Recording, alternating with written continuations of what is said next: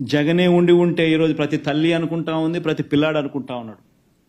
Engineering చదువుతా ఉన్న పిల్లలు, డిగ్రీ చదువుతా ఉన్న పిల్లలు, మెడిసిన్ చదువుతా ఉన్న పిల్లలు, చదువులు చదువుకుంటున్న ఇట్లాంటి పెద్ద చదువులు చదువుకుంటా ఉన్న పిల్లలందరికీ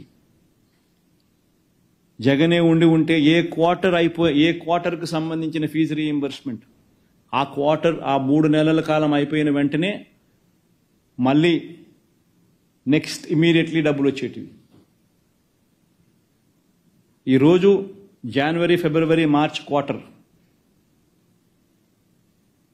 మామూలుగా మేలో ఇవ్వాల, ఎన్నికల కోడ్ అని చెప్పి ఎగరగొట్టినారు. జనవరి, ఫిబ్రవరి, మార్చ్ క్వార్టర్ డ్యూ, మళ్ళీ ఏప్రిల్, మే, జూన్ కూడా డ్యూ.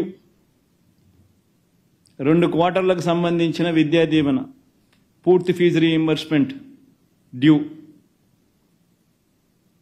జగనే ఉండింటే క్రమం తప్పకుండా ఏ క్వార్టర్ ఫీజు రీయింబర్స్మెంట్ ఆ క్వార్టర్ అయిపోయిన వెంటనే జగన్ ఇచ్చేవాడు. వసతి దీవెన ప్రతి సంవత్సరం ఏప్రిల్లో జగనే ఉంటే విద్యా సంవత్సరం మొదట్లోనూ విద్యా సంవత్సరం చివరిలోనూ ఒక ఇన్స్టాల్మెంట్ ఇచ్చేట్టుగా